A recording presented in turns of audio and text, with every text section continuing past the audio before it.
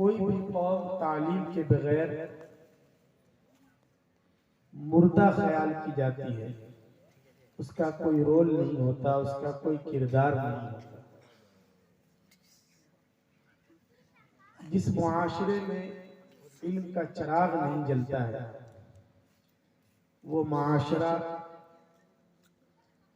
بہت زیادہ پسماندہ ہو جاتا ہے۔ اس لیے اس بات کی ضرورت ہے کہ علم کے چراغ کو اور زیادہ روشن کیا جائے اور اس کی روشنی کو گھر گھر پہنچایا جائے۔ میرے محترم بزرگوں اور دوستوں، ہم لوگ یہ معہد عائشہ بنت صدیق، یہ جو ادارہ ہے، اس کے اجلاس عام کی مناسبت سے یہاں جمع ہے۔ بچوں کی بھی تعلیم ضروری ہے اور بچیوں کی بھی تعلیم ضروری ہے۔ اس وقت ہمارے معاشرے میں طرح طرح کی برائیاں ہیں، بیماریاں ہیں، خرابیاں ہیں۔ کوئی برائی ایسی نہیں ہے جو ہمارے اندر نہ پائی جاتی۔ جھوٹ ہم بولتے ہیں، ایک دوسرے کی ٹانگ کھینچنے کے چکر میں ہم لوگ رہتے ہیں، کسی کی ترقی ہم سے نہیں دیکھی جاتی۔ دھوکہ دینا، رشوت دینا، ایسے ہی گورنمنٹ کی طرف سے غریبوں کے نام پر جو اسکیمیں آتی ہیں اسے ہڑپ کر لینا، یہ ہم لوگوں کا مزاج بن چکا ہے۔ سود ہم کھاتے ہیں، بینک سے بلا وجہ بھی ہم لون لے لیتے ہیں، ہم اسے مکھیا جی یا گورنمنٹ کی کرپا سمجھتے ہیں کہ ہمیں بینک سے لون دلا دیا گیا جس میں صرف 2% سود ہے۔ حالانکہ یہ تو بالکل ہی حرام ہے، ناجائز ہے۔ غلط قسم کی انشورنس کی پالیسیاں ہم اور آپ کرواتے ہیں، ماں باپ کا دل ہم دکھاتے ہیں، پڑوسیوں کو ہم ستاتے ہیں۔ یہ ساری برائیاں اور بیماریاں ہیں نا ہمارے اندر، ارے ہیں کہ نہیں ہیں؟ تو اب سوال یہ ہے کہ ان بیماریوں کا علاج کیسے کیا جائے اور اس کی شروعات کہاں سے؟ اب اتنی زیادہ برائیاں اور بیماریاں ہیں کہ اگر کسی ڈاکٹر کے پاس ایسے مریض کو لے جایا جائے تو ڈاکٹر اچھا اگر سمجھدار ہوتا ہے تو کہتا ہے کہ تمہارے مریض کو بہت زیادہ بیماری ہے، اس کو کینسر بھی ہے، اس کو ٹی بی بھی ہے، اس کو یہ بھی ہے، وہ بھی ہے، ایسا کرو، علاج سے کوئی فائدہ نہیں، لے جا کر اس کی خدمت کرو، بس بات ختم۔ تو کیا ہم بھی ایسے ہی سماج کو چھوڑ دیں کیونکہ ہمارے سماج میں آگ لگی ہوئی ہے؟ نہیں میرے محترم بزرگوں اور دوستوں، ایسے موقع پر ہمیں ان تمام بیماریوں کی جو جڑ ہے اس جڑ کو تلاش کرنے کی ضرورت ہے۔ رسول اکرم صلی اللہ علیہ وسلم جس معاشرے اور سماج میں تشریف لائے تھے، اس سماج اور سوسائٹی میں اس سے زیادہ برائیاں تھیں۔ عرب کتنے سنگ دل اور سخت دل تھے، وہ پیدا ہونے والی بچیوں کو زندہ دفن کر دیا کرتے تھے، ان کی آنکھوں میں آنسو نہیں آتے تھے، اپنی لاڈلی بچیوں کو اپنے ہاتھ سے گڑھا کھود کر اس میں ڈال کر ہمیشہ کے لیے دفن کر دیتے تھے۔ شراب ان کی گھٹیوں میں پڑی ہوئی تھی اور نہ جانے کیسی کیسی برائیوں میں مبتلا تھا، لیکن ان سب برائیوں کے علاج کا جب وقت آیا اور 500 سال کے بعد اس زمین کا آسمان سے رشتہ جب پہلی مرتبہ قائم ہوا، رسول اکرم صلی اللہ علیہ وسلم پر اصلاح کے لیے جو پہلی وحی آئی تو اس میں یہ نہیں کہا گیا کہ لوگوں تم جھوٹ مت بولو، یہ نہیں کہا گیا کہ لوگوں تم ایک دوسرے کا مال ہڑپ مت کرو، یہ نہیں کہا گیا کہ لوگوں تم اپنے ماں باپ کو مت ستاؤ۔ حالانکہ یہ ساری برائیاں، یہ سارے کرائم اور سارے جرائم ان میں موجود تھے۔ قرآن مقدس نے کہا اقرأ بسم ربک الذی خلق، کہ پڑھو تعلیم کو عام کرو. اور اس سے قرآن کریم نے اشارہ کیا کہ تمام برائیوں کی جڑ جہالت ہے. اگر صحیح تعلیم آ گئی اور صحیح معنی میں لوگوں میں شعور پیدا ہو گیا تو یہ ساری برائیاں اور یہ ساری بیماریاں ختم ہو سکتی ہیں. اس لیے ہمیں بھی یہ سمجھنے کی ضرورت ہے کہ اس وقت ہمارے سماج میں جو آگ لگی ہوئی ہے اس آگ کو بجھانے کے لیے سب سے پہلے ہمیں سماج کو تعلیم کا ہتھیار دینا پڑے گا. تعلیم کی روشنی کو عام کرنا پڑے گا. ہمیں اپنے بچوں کو بھی پڑھانا ہے, ہمیں اپنی بچیوں کو بھی پڑھانا ہے. ورنہ اس وقت ہم دیکھ رہے ہیں کہ اگر تعلیم پر توجہ نہیں دی جاتی, بہت سے ہمارے مسلمان وہ ان چیزوں کو اہمیت دیتے ہی نہیں ہیں. وہ اپنے بچوں کو یا تو پڑھاتے ہی نہیں ہیں, یا یہ کہ اگر پڑھایا تو ایسی پڑھائی پڑھاتے ہیں کہ جس سے دین اور ایمان سے وابستگی نہیں ہو پاتی, یا کبھی پڑھاتے ہی نہیں ہیں. کسی بڑے شہر میں بیگ یا زری کے کارخانے میں بھیج دیا, حالانکہ اس کی ایک قیمتی زندگی ہوتی ہے, وہ تباہ ہو جاتا ہے, برباد ہو جاتا ہے. یاد رکھیے, اگر ہم نے اپنے بچوں کی صحیح تعلیم پر توجہ نہیں دیا اور توجہ نہیں دی تو پھر اس کا نتیجہ ہمارے سامنے ہوتا ہے. یہی بچہ جب چلنے پھرنے کے قابل ہوتا ہے تو یہ بچہ یہ گندگی پھیلاتا ہے, سماج میں نہ جانے کیسے کیسے مسائل پیدا کرتا ہے. اور یہی نہ پڑھنے کی وجہ سے جب بڑا ہوتا ہے, اس کے اندر شعور نہیں ہوتا, تو وہ آہستہ آہستہ ہم دیکھتے ہیں آوارہ گردی کرنے لگتا ہے. وہ تمباکو کھاتا ہے, وہ گٹکا کھاتا ہے, وہ سگریٹ پیتا ہے. حتیٰ کہ بعض دفعہ ہمارا یہی نوجوان بگڑ کر شراب پینے لگتا ہے, تاڑی پیتا ہے, نشہ کرتا ہے. حالانکہ نشہ یہ الخبائث ہے, تمام گندگیوں کی اور برائیوں کی جڑ ہے یہ نشہ. نشہ حرام ہے, شریعت میں اس کی بالکل اجازت نہیں ہے. اور چاہے ہم اسے تاڑی کہیں, ہم اسے شراب کہیں, ہم اسے بیئر کہیں, چاہے وہ کیپسول کی شکل میں ہو یا انجیکشن کے ذریعے نشہ کیا جائے, یا پھانسی کی دوا کو اتنی بڑی مقدار میں پیا جائے کہ اس کی وجہ سے انسان کا دماغ ہلنے لگے اور وہ جھولنے لگے, اگر وہ نشہ آور ہے تو حرام ہے, اسلام اور شریعت کے خلاف بغاوت ہے, اور اس کی شریعت میں بالکل اجازت نہیں. لیکن ہمارے سماج میں یہ برائیاں پیدا ہوتی ہیں. یہ برائیاں اس لیے پیدا ہوتی ہیں کہ جب ہمیں اپنے بچوں کو تعلیم دینا چاہیے اس وقت ہم اپنی آنکھیں بند کر لیتے ہیں, بچوں کی صحیح تربیت نہیں کرتے, بچوں کو صحیح تعلیم نہیں دیتے, اور یہی بچے بڑے ہونے کے بعد یہ ہمارے لیے مسائل پیدا کرتے ہیں. ان بچوں کا جب نکاح ہو جاتا ہے تو چھوٹی چھوٹی بات پر یہ آنے والی دلہن کو طلاق تک دے ڈالتے ہیں. ہر وقت لگتا ہے جیسے ان کی ناک پر غصہ ہے. یہ سب یہ ماں باپ کی ذمہ داری ہوتی ہے, یہ گارجین کی ذمہ داری ہے. اور جیسے بچوں کی تعلیم ضروری ہے ایسے ہی بچیوں کی بھی تعلیم ضروری ہے, اس بات کو یاد رکھیں. اور ہر آدمی, ہر ماں باپ کی ذمہ داری ہے. یہ ذمہ داری پہلے باپ کی ہے اور ماں کی بھی ہے. ماں کی بھی ذمہ داری بہت زیادہ ہے, لیکن جو اصل شروعات ہوتی ہے وہ باپ سے ہوتی ہے. باپ کی ذمہ داری ہے کہ وہ اپنے بچوں کو نیک بنائے, اپنے بچوں کو دیندار بنائے. کیسے پتہ چلا؟ رسول اکرم صلی اللہ علیہ وسلم کے ارشادات سے پتہ چلتا ہے کہ باپ کی ذمہ داری اسی وقت سے شروع ہو جاتی ہے بچے کو نیک بنانے کی جب وہ بچہ ابھی پیدا بھی نہیں ہے. اس بچے کا ابھی کوئی نام نہیں ہے, اور بچہ پیدا بھی کیسے ہوگا؟ ابھی اس کے باپ کا نکاح ہی نہیں ہوا, شادی سے پہلے تو بچہ نہیں پیدا ہو جائے گا.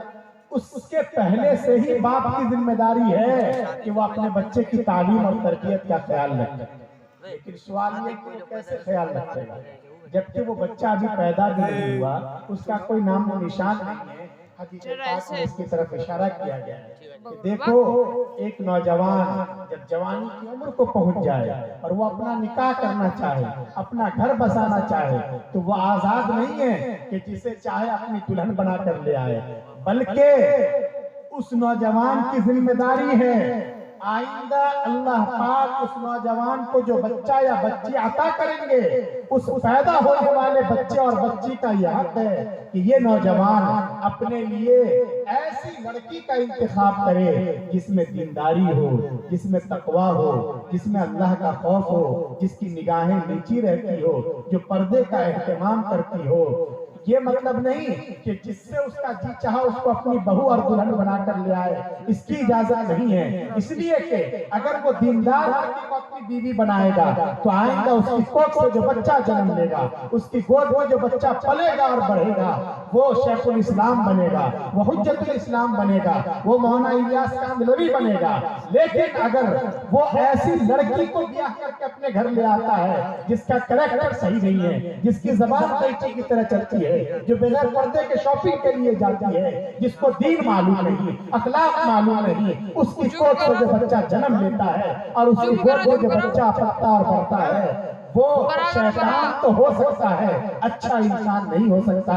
اس لیے پیارے آقا صلی اللہ علیہ وسلم نے شادی سے پہلے ہی باپ کی یہ ذمہ داری ڈال دی ہے کہ وہ جب نکاح کرنا چاہے تو اچھی طرح دیکھ بھال کر کے۔ لیکن مسئلہ کیا ہے؟ مسئلہ ہمارے یہاں یہ ہے کہ ہم لوگ نماز اور روزے کو تو عبادت بھی سمجھتے ہیں اور اس کے مسائل مفتی صاحب سے، مولانا صاحب سے معلوم کر کے اس پر کچھ عمل کرنے کی بھی کوشش کرتے ہیں، لیکن شادی کے موقع پر تو بالکل بے لگام ہو جاتے ہیں اور ایسا لگتا ہے کہ جیسے آج ہم کسی چیز کے پابند نہیں ہیں۔ کتنے نوجوان آج بھی ایسے ہیں کہ ان کی شادی کے موقع پر ان کی حماقت کی وجہ سے شادی ایک عبادت کا موقع ہے اور جس کے ذریعے ایمان کی تکمیل ہوتی ہے، اس موقع پر آج بھی ان کے یہاں ڈی جے بجائے جاتے ہیں، پٹاخے چھوڑے جاتے ہیں، ناچ گانا ہوتا ہے، ڈانس پر لوگ تھرکتے ہیں۔ یہ کیا بات ہے؟ کیا ہم نماز پڑھنے جاتے ہیں تو ڈی جے بجاتے ہوئے جاتے ہیں اور جب ہم روزہ رکھتے ہیں تو ہمارے یہاں پٹاخے پھوڑے جاتے ہیں؟ آخر نکاح یہ جو عبادت کا دن ہے، اسی دن کی ساری حرکتیں کیوں ہوتی ہیں؟ گھر کی لڑکیاں بالکل بے لگام ہو جاتی ہیں، کھلے عام ویڈیو گرافی ہوا کرتی ہے۔ یاد رکھیے اس بات کو، یہ شادی نئے جیون کی شروعات ہے۔ اس دن اگر ہم نے اپنے خدا کو ناراض کر دیا اور شریعت کا جنازہ نکال دیا تو ہمیں اس کی توقع نہیں رکھنی چاہیے کہ اس شادی کے نتیجے میں جو زندگی آئے گی اس زندگی میں چین ہوگا، سکون ہوگا، اطمینان ہوگا۔ ایسا نہیں ہوتا۔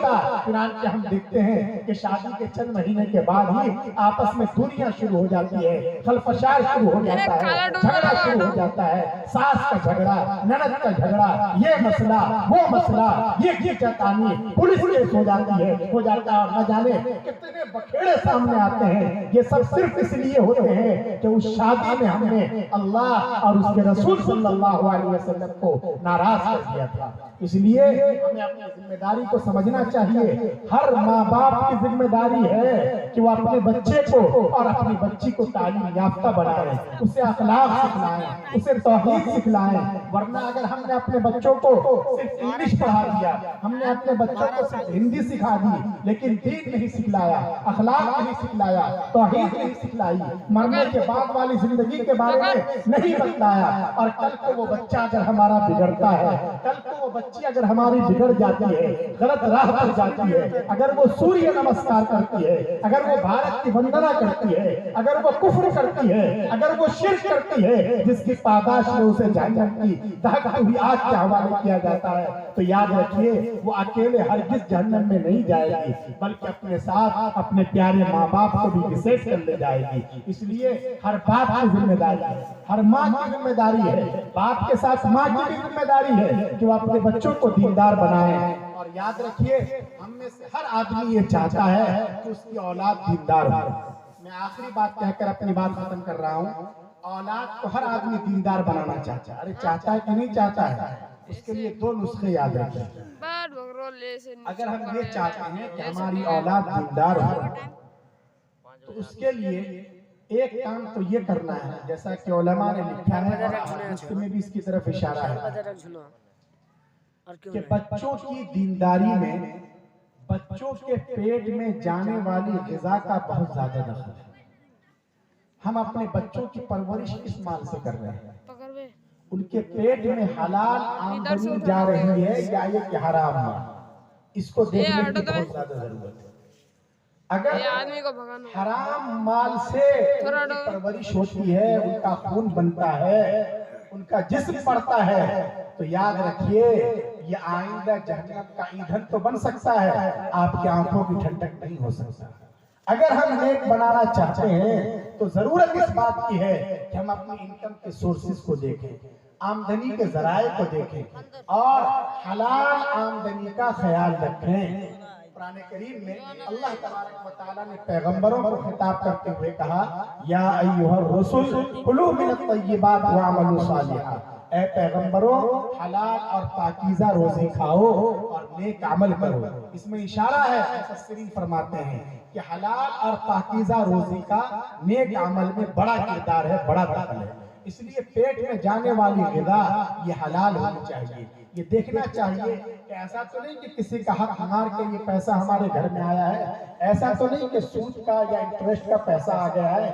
بہت سی جگہوں پر ماں اور بہنوں میں بھی اب یہ وبا عام ہوتی جا رہی ہے کہ نہ جانے کئی طرح کی اسکیمیں چلتی ہیں، الگ الگ مالیات کی کمپنیاں آتی ہیں، کچھ بینک کے نمائندے آتے ہیں اور وہ لون دیتے ہیں اور وہ سودی قرض دیتے ہیں اور وہ صرف ماں اور بہنوں کو ہی دیتے ہیں، مرد کے نام پہ نہیں دیتے۔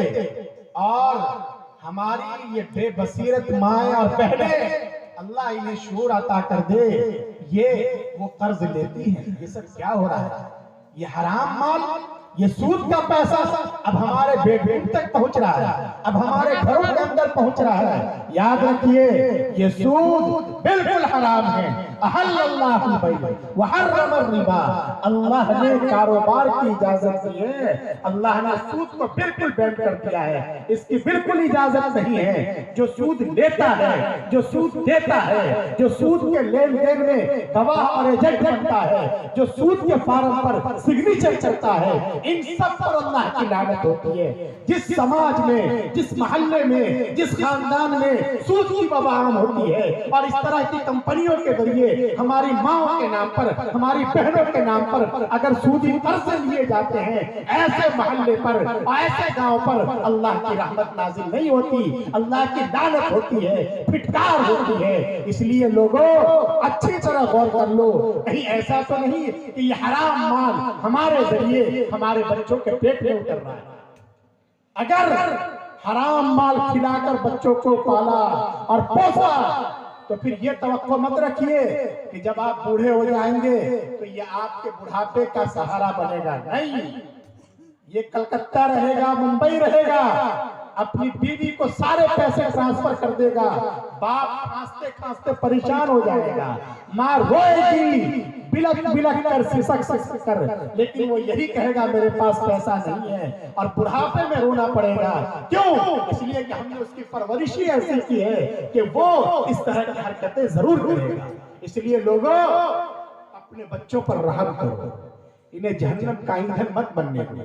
چاہے ہم ہلکی پھلکی غذا کھائیں گے اور بہت زیادہ اچھا مرغن کھانا ہمیں نہیں ملے گا، لیکن ہم حلال کھائیں گے، ہم کسی کا حق مار کے نہیں کھائیں گے، ہم سودی پیسے سے اور سودی قرض سے اپنے گھر میں آگ نہیں لگنے دیں گے۔ ہم میں سے ہر ایک کو اس کی فکر کرنی پڑے گی۔ ایسے ہی کسی کا مال مار کر، کسی کا حق مار کر ہم اپنے بچوں کی پرورش نہیں کریں گے۔ آپ لوگ کہیں گے کہ ہم تو سب لوگ نیک ہیں ماشاءاللہ، نیکی کی وجہ سے تو مدرسے کے جلسے میں بیٹھے ہوئے ہیں، ہم کسی کا حق نہیں مارتے۔ آپ کی بات بالکل صحیح ہے، لیکن ذرا سوچنا چاہیے کہ کہیں ایسا تو نہیں کہ انجانے میں ہم حق مار رہے ہیں اور ہمیں پتہ بھی نہیں چل رہا، حرام مال ہم اپنے بچوں کے پیٹ میں داخل کر رہے ہیں۔ بھائی کبھی اس پر بھی تو غور کرنا چاہیے۔ دیکھیے جس وقت ہمارے ابا کا انتقال ہوا، ہمارے دادا کا انتقال ہوا تھا، تو اس وقت ہمارے ابا بھی تھے، ہمارے چچا بھی تھے۔ ساری پراپرٹی دادا کے مرنے کے بعد ان کے چھوڑے ہوئے سارے کھیت، سارے کھلیان، ساری دولت، ساری گاچھیاں، یہ سب ہمارے ابا نے اور ہمارے چچا نے آپس میں تقسیم کر لی۔ حالانکہ اس وقت ہماری 2 پھوپھیاں بھی زندہ تھیں، ان پھوپھیوں کو کیا ملا؟ کچھ نہیں، ان پھوپھیوں کو کچھ نہیں دیا گیا، انہیں انگوٹھا دکھا دیا گیا۔ یاد رکھیے یہ ہمارا جرم ہے۔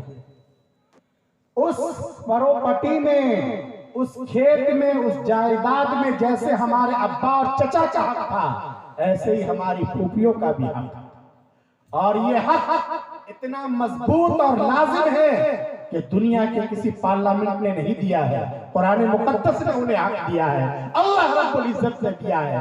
गांव का जालिम समाज और गांव की पंचायत उन फूफियों से, उनके बच्चों से ये हक नहीं छीन सकती।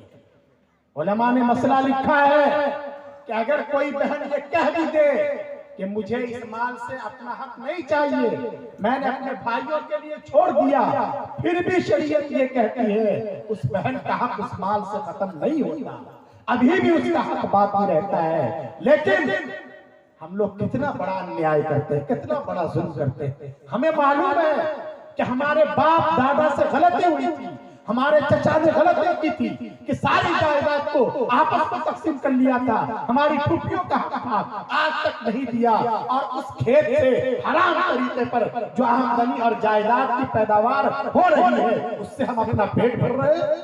याद रखिए, इस बात को अच्छी तरह नोट कर लीजिए। ये नहीं समझना चाहिए कि ये तो हमारी फूफियां हैं, ये हमारी बहनें हैं, हमसे बड़ी मोहब्बत का इजहार करती है। ये सिर्फ और सिर्फ दुनिया में है, आखिरत में मामला पलट जाएगा। आखिरत में जब अल्लाह पाक इंसाफ की कुर्सी पर होंगे और वहां अदालत कायम होगी, हमारी यही बहनें हमारे खिलाफ मुकदमा ठोकेंगी कि ये है हमारा जालिम भाई जिसने दुनिया में हमारा हक छीन लिया था। सिर्फ ईद के मौके पर, शादी के मौके पर चंद जोड़े कपड़े हमें भिजवा दिया करता था, हमारे बच्चे भी मोहताज थे, गरीब थे, लेकिन इसने कभी हमारा हक नहीं दिया। आज हमें हमारा हक चाहिए, उस दिन हम क्या करेंगे? इसलिए लोगों, दाढ़ी के बाल सफेद हो गए, पैर कब्र में पहुंच गए, कम से कम अब तौबा करो कि हम इस दुनिया से जब जाएंगे तो हमारी गर्दन पर किसी का नाहक माल नहीं होगा। क्या होगा? हम ये जमीन जायदाद अपने साथ लेकर कब्रिस्तान में जाएंगे, ये सारी चीजें यही धरी की धरी रह जाएंगी, लेकिन इसका जो वबाल है और मरने के बाद हमें उसमें से क्या मिलेगा? कुछ नहीं। शरीयत का मसला याद रखिए, मरने के बाद चाहे आप अरबपति हैं, खरबपति हैं, कुछ भी है, आपको सिर्फ इतना अधिकार है आपके माल में से कि जिससे आपके कफन दफन का इंतजाम हो सके। बाकी माल पर आपका कोई हक नहीं। जो लोग जिंदा रह गए हैं, आपके बेटे, आपकी औलाद, उनका हक हो जाता है, आपका कोई हक नहीं। तो ऐसा माल जिस पर हमारा कोई हक नहीं होगा, उस माल की वजह से कब्र में हमें आजाद सहना पड़ेगा। इसलिए लोगों, तौबा करो।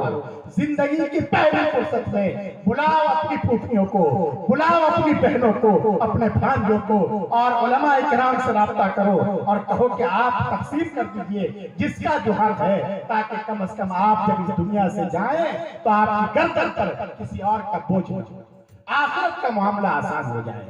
वो मामला बहुत सख्त है। तो इसलिए हमें सबसे पहले इस बात की फिक्र करनी है कि हमारे बच्चों के पेट में जो ग़िज़ा जा रही है वो ग़िज़ा सही हो। और दूसरी बात जिसकी हमें फिक्र करनी है, भाई हम सब लोग चाहते हैं ना अपने बच्चों को दीनदार बनाए, उसके लिए एक काम ये करना है कि हम सब लोग खुद दीनदार बन जाएं।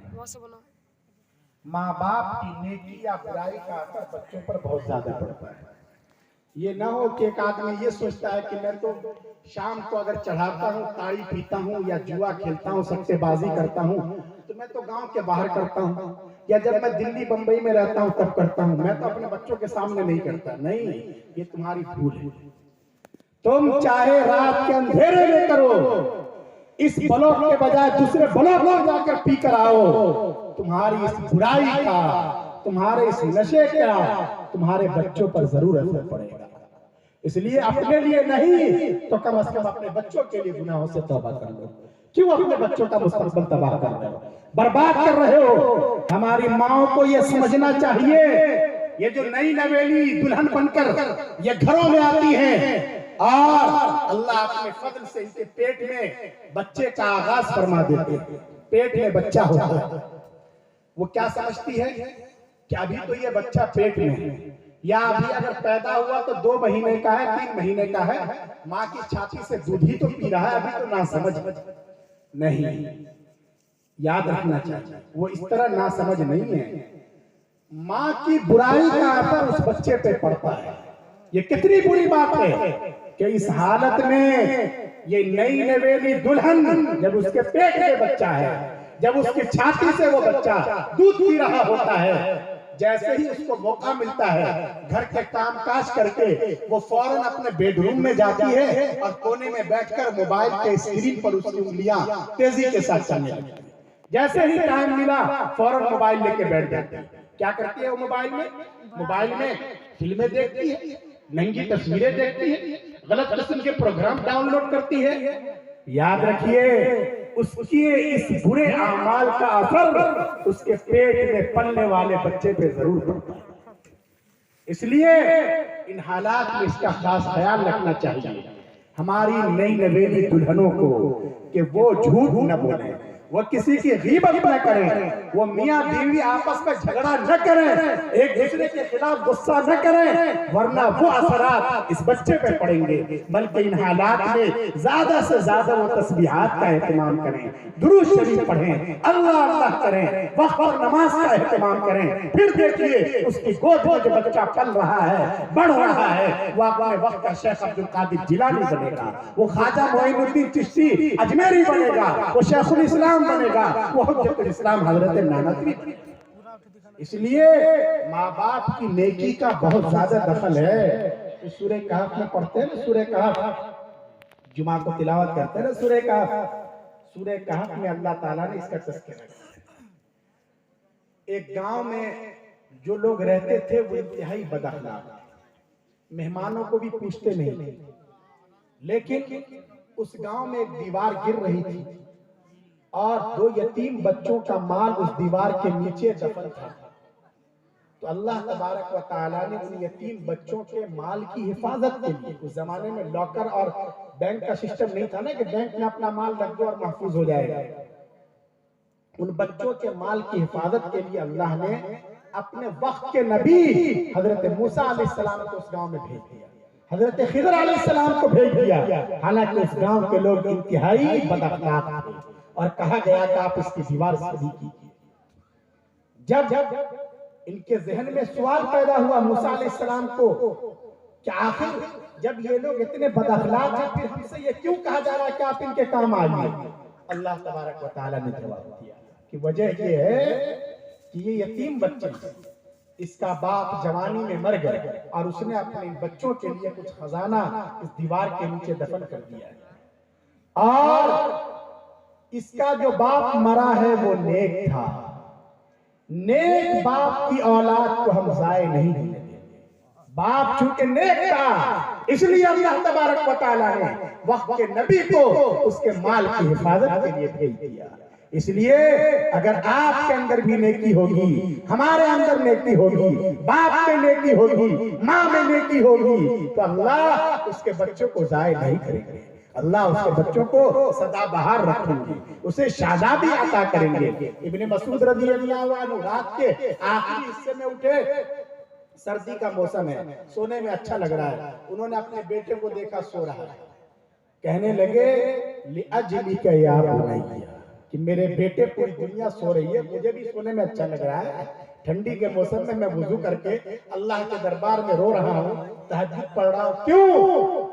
لِأَجْلِكَ يَا بُنَيَّ، بیٹے یہ تیرے لیے ہے، یہ اس لیے ہے تاکہ میں جب اس رات کی تنہائی میں اللہ کو یاد کروں گا، نیکی کروں گا، عبادت کروں گا، تو اللہ اس کی برکت سے تجھے بھی شادابی عطا کریں گے، اللہ تجھے بھی خوش رکھیں گے۔ اس لیے لوگوں اگر ہم یہ چاہتے ہیں کہ ہمارے بچوں میں نیکی آئے تو سب سے پہلے ہم گناہوں سے توبہ کریں، استغفار کریں۔